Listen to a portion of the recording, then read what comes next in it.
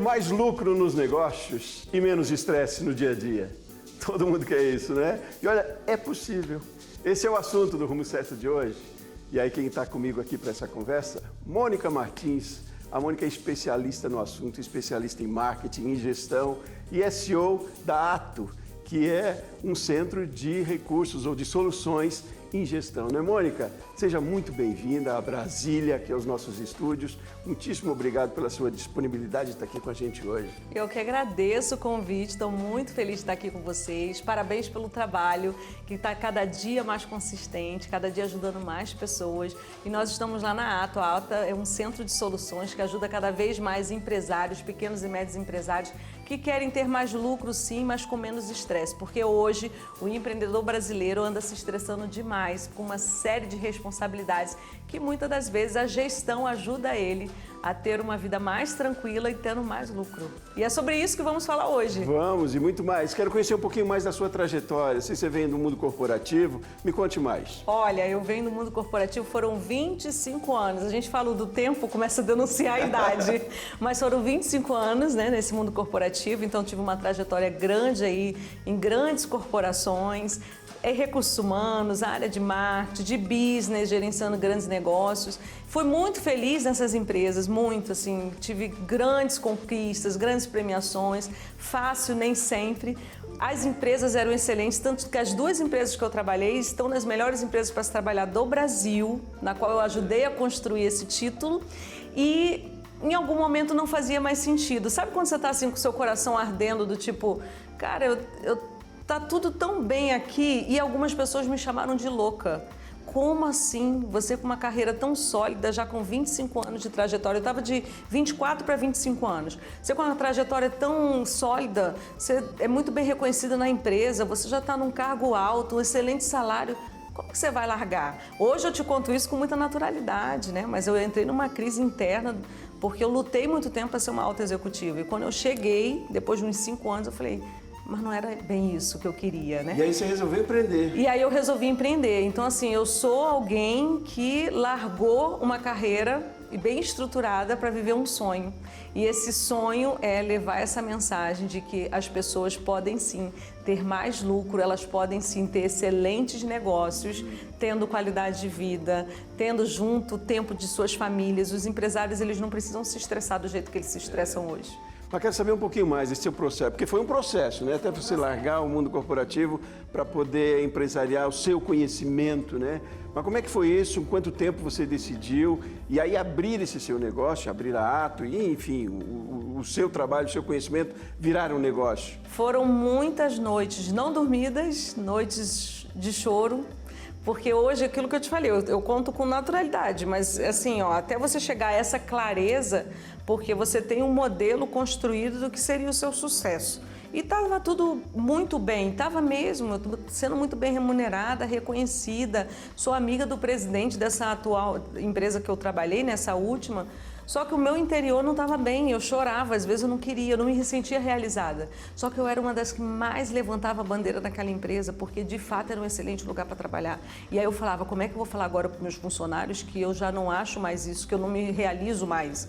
E aí, nesse momento, eu fiquei uns 2 anos pensando sobre tudo isso, fui fazer terapia, fui pedir ajuda aos meus mentores, eu tenho mentores até hoje, mesmo com toda a minha experiência, toda a minha trajetória, eu tenho grandes mentores hoje, são pessoas que me ajudam em tomadas de decisão, e eu fui buscar ajuda, porque eu precisava fazer uma transição de carreira e eu não tinha clareza do que eu queria fazer. Eu tinha um bichinho aqui dentro do empreender, mas eu não sabia o que era.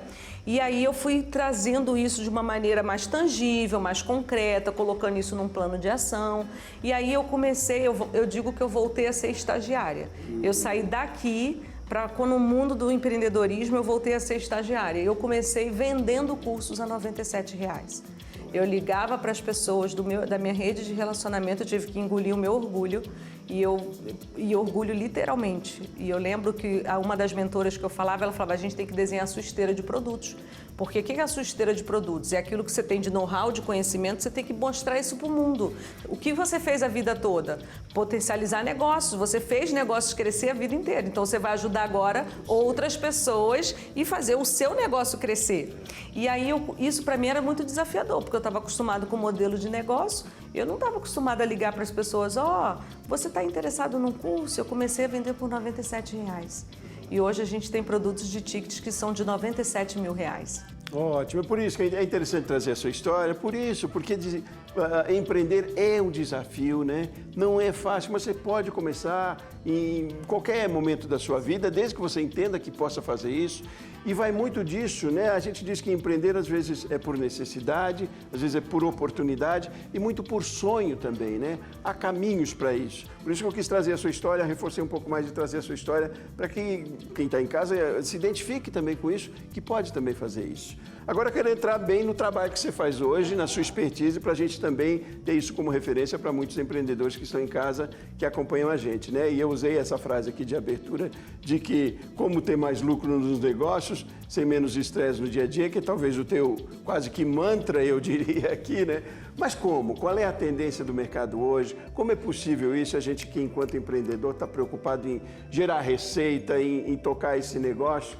E isso é, de certa forma, estressante, é quase que a base de tudo, já faz parte do negócio. Mas não pode fazer parte, não precisa fazer parte do negócio o estresse, Mônica? Como? O estresse ele vai ter, mas você pode diminuir esse estresse, porque no mundo que a gente vive hoje, não tem como você não ter um nível de estresse.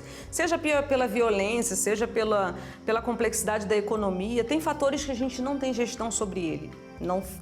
Nós não conseguimos ter gestão sobre, por exemplo, a pandemia. Nós não tínhamos como administrar isso, mas nós temos fatores que dá para a gente administrar dentro da nossa empresa. Então, hoje, o que eu percebo acompanhando esses empresários? A maioria tem uma sobrecarga de trabalho porque centraliza demais.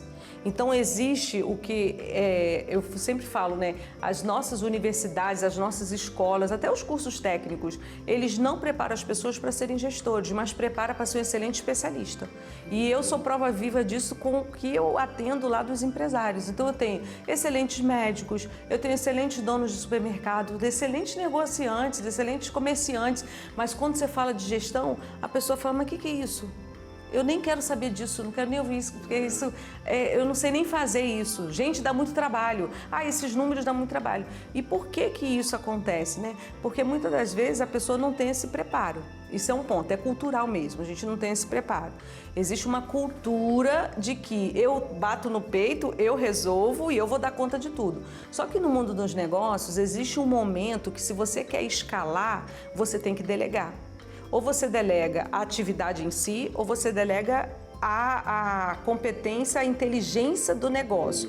Porque aquilo que a Mônica faz, ou que você faz, existe um método, uma forma de fazer. Para você fazer mais vezes aquilo ali, você tem que ter alguns clones de você, ou seja, tem que ter mais pessoas fazendo aquilo que você faz. Então, o segredo é você ter processos que sejam bem estruturados dentro da sua empresa. O conhecimento, ele não pode estar somente na cabeça do colaborador, ou na cabeça do microempresário, ou na cabeça do dono da empresa, seja qual for o tamanho da empresa. O conhecimento, ele tem que estar instalado no processo e não apenas na pessoa. Sabe por quê? Se a pessoa um dia vai embora, ela leva com ela todo o conhecimento da empresa. Se um dia o dono da empresa ele quer sair de férias, ele não pode sair de férias porque só ele conhece aquela rotina, entende? Então o primeiro passo é esse, que é estruturar os processos de trabalho. E existem metodologias para isso. E o segundo passo é você ter pessoas preparadas. Por quê? Tendo a tecnologia e tendo o processo, alguém vai executar aquilo ali. Que é um desafio. Que é o desafio. Hoje, gestão, processos talvez seja uma questão mais técnica, e eu não minimizando, mas talvez mais, entre aspas, fácil de se elaborar, de se executar, de se implantar. Agora, gerir pessoas é complicado, mas também é condição para isso. Mas aí a gente parte das habilidades comportamentais para isso, é o principal, são mais habilidades técnicas ainda. A gente tem falado muito nisso aqui, do quanto é importante, né, o quanto se valoriza mais habilidades comportamentais, as soft skills. Mas nem todo mundo tem habilidades, e as habilidades também dependem de muitos fatores, né, as comportamentais. Mas o que é hoje tendência no mercado? A gente pode melhorar o comportamento de um colaborador para que aquele resultado, aquele trabalho que ele faça seja mais eficiente? Como é que eu consigo formar uma equipe engajada, por exemplo? Hoje, um fator que é muito determinante o maior desafio é ter pessoas engajadas com o negócio. Por quê? Porque na década de 80, 90 se valorizou muito as competências técnicas, que a gente chama de hard skills. Então o mercado hoje, ele vive as consequências de tudo aquilo que a gente trabalhou lá naquelas últimas décadas. Então hoje o desafio maior é essa competência comportamental. E como ter isso? É não só você garantir isso quando a pessoa entra na empresa, então o ideal é quando você vai montar a sua equipe, que essa pessoa já tenha um nível dessas competências. Porque você gasta mais tempo e mais dinheiro, 6 vezes mais tempo e dinheiro para desenvolver uma competência comportamental do que uma competência técnica. E isso é incrível quando você entende isso. Isso vira o jogo de vários negócios, porque às vezes a maioria das pessoas que estão recrutando, que estão formando equipes, ficam mais preocupados se foi fazer faculdade em Harvard, se foi fazer o curso disso e daquilo. É óbvio que tem mercados que exigem certificações. Isso é o básico. Tem funções tem também, funções. Né? No financeiro, Quando eu falo mercado, é função. Tem funções que exigem certificações, como, por exemplo, o mercado de contabilidade, de direito e assim vai. Mas, tirando essa regra, existe sim um olhar criterioso. Por quê? Às vezes você tem dentro do ambiente de trabalho excelentes produtores. Eu digo que são verdadeiros tubarões. Os caras vão e entregam muito resultado.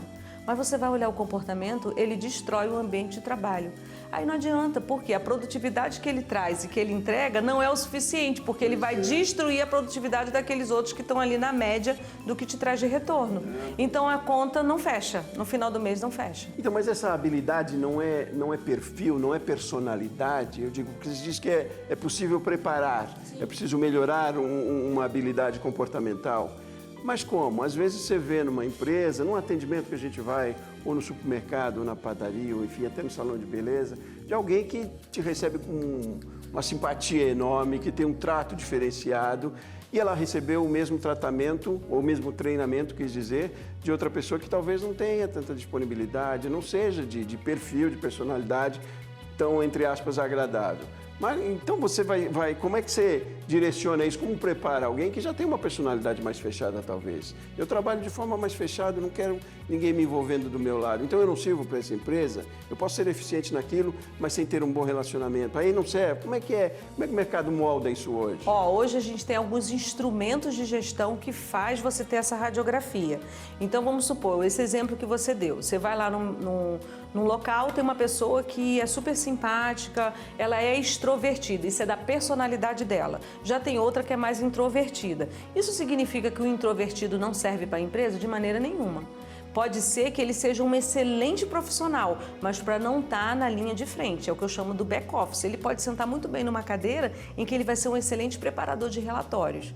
Agora, qual que é o desafio? É achar a pessoa certa para colocar no lugar certo. As pessoas, elas não são iguais e elas nunca vão ser. As empresas que melhor performam são as empresas que têm estruturas e sistemas não são sistemas de tecnologia, mas mecanismos para poder gerenciar essas pessoas. E aí existem testes, existem metodologias, existem treinamentos, mas a raiz de tudo isso, que eu posso te dizer tudo vai partir dos valores da empresa. Porque os valores da empresa é a espinha dorsal, é o que vai modelar o padrão de comportamento. Então hoje eu cheguei aqui para a gravação, você não estava. Eu cheguei aqui e eu já percebi um padrão instalado aqui. Quando eu cheguei na emissora, eu já li a cultura de vocês. O formato das mesas, a maneira como as pessoas me receberam, a maneira como vocês me serviram o café, como me mostraram onde era o banheiro, tudo isso fala da cultura da empresa. Então, assim, os valores de vocês aqui, ele já está enraizado sem vocês perceberem. E isso determina, inclusive, qual é o perfil de profissional que vocês devem recrutar. Muito interessante. A gente está vivendo uma revolução. Os RHs vão ter que ser diferentes também a partir de agora. Já estão sendo também, felizmente a gente imagina. Muito bom. Vamos continuar nessa conversa. Quero saber muito mais sobre isso, sobre processos também. Quero que você me fale um pouco mais sobre isso e sobre tendências também. Rumo Certo faz um intervalinho rápido. A gente volta já já.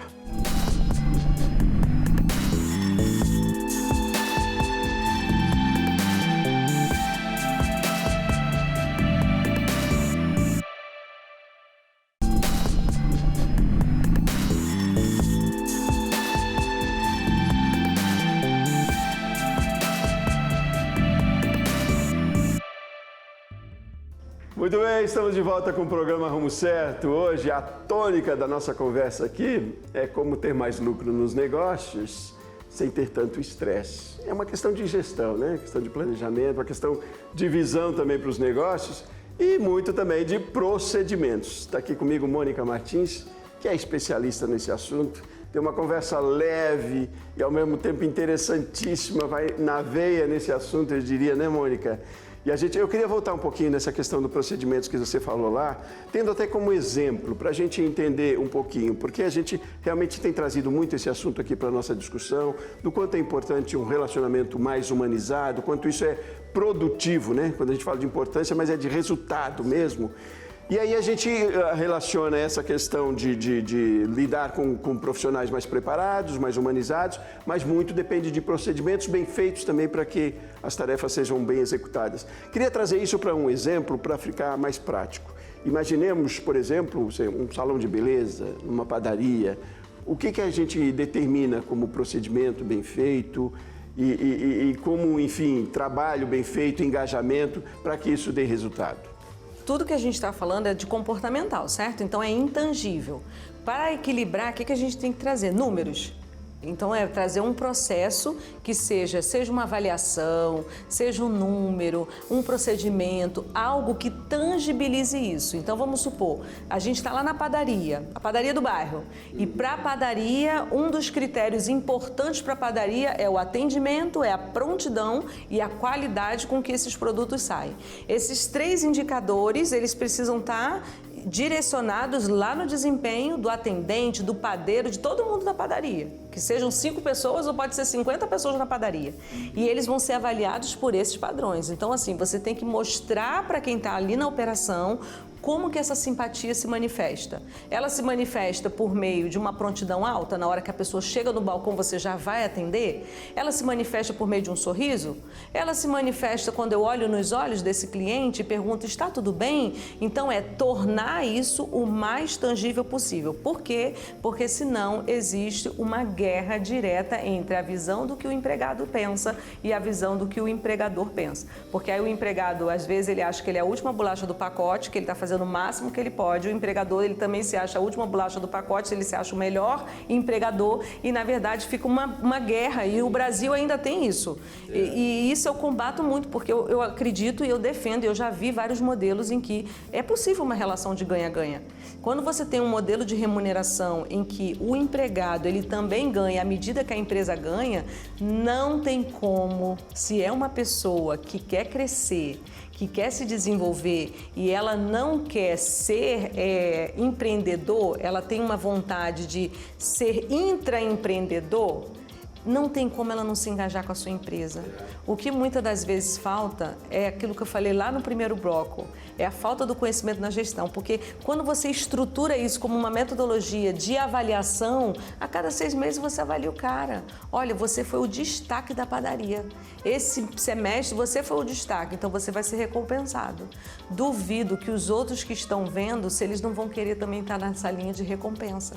Então, quando você tem esses, a gente chama dos KPIs, né? Quando você tem os indicadores que metrificam o comportamento, isso para mim é fantástico, porque é uma tecnologia que poucas pessoas sabem fazer isso hoje no mercado. Pouquíssimas pessoas, inclusive é uma tecnologia que nós desenvolvemos lá na Ato, a gente metrifica comportamento. O quanto que hoje a Mônica, por exemplo, está agregando valor nessa entrevista que ela está dando. Isso é metrificável, de conhecimento, de clareza, de objetividade. E você tem lá uma régua de 0 a 100%, quanto que eu estou contribuindo com a sua audiência? Isso tem que ser orgânico, né? Claro, a empresa dá as condições, precisa dar a estrutura, reconhecimento também, mas o colaborador, é claro que enquanto intraempreendedor, como você usou essa expressão, ele é empreendedor do seu conhecimento, do seu negócio, por mais que ele seja colaborador dentro daquele empreendimento, ele também tem a responsabilidade de corresponder, né? Porque talvez a gente viva também um pouco ainda a cultura de antigamente, quase que do assistencialismo dentro da empresa, né? A gente, enquanto colaborador, quer que a empresa nos dê tudo, né? Mas tem grande responsabilidade, e aí a gente fala de engajamento com uma corresponsabilidade, não é? É preciso dos dois lados que aconteça, não é? Sim, eu sempre compartilho da visão de que a empresa ela tem que dar condições de trabalho. trabalho. Isso é fundamental. E cada vez que o colaborador está mais desenvolvido, isso retroalimenta o negócio. Você tem uma pessoa mais preparada, ela produz mais. Se ela produz mais, a tendência é que você tenha mais lucro. No final das contas, o negócio ganha. E, em contrapartida, é uma questão também de empregabilidade. O empregado, ele também tem responsabilidade por gestão da carreira dele. Ele não pode terceirizar e só esperar que o patrão ou que o empregador faça aquilo por ele. De maneira alguma. É a autorresponsabilidade, que hoje está muito em alta. A gente chama de accountability, né? O quanto que você pensa e quanto que você tem aquela atitude de dono, né? Porque, na verdade, o que hoje os empresários precisam, e eu vejo assim, lá na nossa carteira de clientes, cada vez mais negócios super promissores, mas pessoas que chegam muito estressadas porque falam, eu estou emocionalmente esgotado, sou eu que penso tudo. E aí eu falo, tá errado, a gente tem que ter pessoas que pensem com você. E às vezes o esgotamento não é nem pelo volume de trabalho exatamente, né? É pela complexidade, né? É a complexidade, a forma com que se lida com aquilo, né?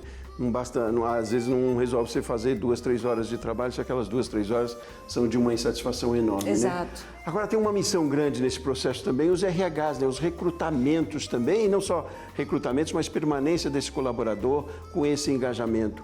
A gente está vivendo também dentro das empresas uma revolução nesse sentido de não há quase que mais separação, digo até separação física, blocos de departamentos. É preciso isso também, né? Todo mundo se enxergar parte daquilo, todo mundo vivenciar assim as responsabilidades, assim os resultados também, né, Mônica? Com certeza. Eu vejo assim que os RHs, eles estão com enorme desafio, principalmente agora depois da pandemia. Por quê? Porque mudou muito a relação de trabalho, mudou principalmente a prioridade do brasileiro. Hoje, cada vez mais as pessoas estão escolhendo onde elas querem trabalhar. Isso é fato. E elas escolhem se elas querem ficar home office. Teve aí uma queda muito grande, diversas pessoas pedindo demissão. Por quê? Porque não queriam voltar para os escritórios, elas queriam ficar home office e as empresas não deram essa opção. Então, a gente vive uma dicotomia. Ao mesmo tempo que existe uma escassez de mão de obra, existem pessoas escolhendo onde elas querem trabalhar. E os RHs, eu sempre combati, eu fiquei 17 anos em RH. Eu falava isso com você, eu quero dividir isso aqui com a nossa audiência. Eu sempre combati que RH não é para estar sentado dentro de uma sala. RH é uma força de trabalho que precisa ajudar o business e precisa ajudar a empresa a crescer. É fomentar a força de trabalho. Então, qual é a dor do negócio? É lá que o RH tem que estar. O que tira o sono do dono da empresa? Você sabe quando chegam os clientes lá, eu não consigo mais dar conta de atender todo mundo todos os dias. Então, os consultores que atendem. Mas a primeira reunião de briefing é comigo. Eu faço questão de atender. Então, a primeira pergunta que eu faço, o que hoje está tirando o teu sono? E é lá que a gente atua. Cara, Mônica, hoje o que está tirando meu sono é porque minha equipe não está engajada. O que tira meu sono é porque minha despesa está altíssima, meu faturamento está caindo, eu não sei o que fazer. É ali que eu vou atuar. Então, a gente tem um trabalho muito cirúrgico. Então, para mim, o RH, ele tem que ir para a rua. Ele tem que ir para a área de negócio. Sair, assim, até um respeito às colegas de RH que estão aqui nos ouvindo, mas é parar de abraçar a árvore, sabe? Esse negócio só de inspirar. Cara, inspiração não leva ninguém a nada. A inspiração, ela é importante, mas ela não tem constância. O que vai fazer as pessoas virar o jogo de um negócio é a ação. É você ter um bom plano de trabalho e uma ação. É a estratégia com a ação. Implementou? Quantificou? Mensurou? A próxima ação. E aí você vai vivendo os steps do negócio. E é isso que vai fazer. E foi o que eu fiz isso a vida inteira e é o que eu faço hoje. Com o meu negócio, com os meus clientes. Pois é, eu queria que você me falasse um pouquinho do trabalho que você faz, que chama muita atenção quando a gente procura sobre o trabalho da Ato, que é um curso de imersão. Me fala o que é a imersão, como ela acontece, que tipo de orientação e como a gente empreendedor, depois que passa por uma imersão, como sai de lá? Olha, a imersão é uma experiência, é mais do que um curso, é uma experiência. Lá eu digo que eu viro o empresário do avesso, num bom sentido. Por quê? Porque a gente olha desde a composição da personalidade desse empresário, porque a empresa dele tem muito da personalidade dele, o médio empresário e o pequeno. Então a gente olha desde a personalidade dele, como que ele contribui ali diretamente para o negócio, até a composição da equipe e como que ele se posiciona ali no mercado. Então a gente olha a empresa dele como um todo, tem muitas vivências, muitos estudos de caso, em que a gente coloca ele em situações do tipo, se isso acontecesse na sua empresa, qual seria a tomada de decisão? E depois a gente vai corrigindo. Então é muita prática e muita vivência. São encontros presenciais que nós fazemos, não são encontros que eu coloco muita gente, a gente qualifica essas pessoas. Então a gente primeiro entrevista, tudo que você vê lá nas redes sociais, não é assim, eu quero ir, paguei e vou. Não, a gente entrevista para saber se é o momento da pessoa vivenciar aquela experiência. Se é o momento, ele vai estar lá conosco e a gente faz esses encontros a cada 3 meses. Então nós reunimos os empresários mais qualificados possíveis, vêm do Brasil inteiro. Geralmente os eventos são em São Paulo, porque ali é centro para todo o Brasil. E a gente recebe empresários do Mato Grosso, a gente recebe gente de Porto Alegre, do Iapoca Chuí, a gente recebe empresários. Ótimo, a gente está falando aqui de gestão, de procedimentos. E talvez quem esteja em casa imagine que isso seja muito comum ou viável ou possível para grandes corporações, grandes empresas que têm toda uma estrutura diferente. Mas a gente traz isso para o dia a dia de pequenos e médios negócios também, né? Em proporções diferentes, mas é viável para todo tipo de negócio, né, Mônica? É a partir de conhecimento disso, de ter entendimento de que é possível fazer essa gestão, que acontece e acontece em todos os níveis de empresa, eu diria. Com em todos os segmentos também. O primeiro pilar da gestão é a autogestão. Então, assim, você pode ser uma equipe, é só você trabalhando, você precisa ter a gestão. Porque se você não souber gerenciar, se você não gerencia o pequeno, você não vai saber gerenciar o grande. E para você ser grande, você primeiro tem que gerenciar o pequeno. Então, a gestão é para o mundo, é para tudo é gestão. Eu sou suspeita porque eu levanto essa bandeira, eu acredito muito que a gestão transforma vidas. Eu venho de uma origem muito humilde e a minha vida, eu cheguei onde eu cheguei porque eu aprendi há 25 anos atrás que gestão era o que ia fazer eu dar a virada. Foi quando eu aprendi a trazer as pessoas junto comigo e trazer os meus exércitos, e hoje eu tenho um verdadeiro exército junto comigo, que defende as minhas causas e que a gente vai para frente, abrindo frente, transformando vida, transformando pessoas e negócios. Transformando a economia. A gente vê isso no conversar com a Mônica, ela traduz isso nos olhos, essa empolgação. E todo esse conhecimento se traduz em essa vontade de transformar, né?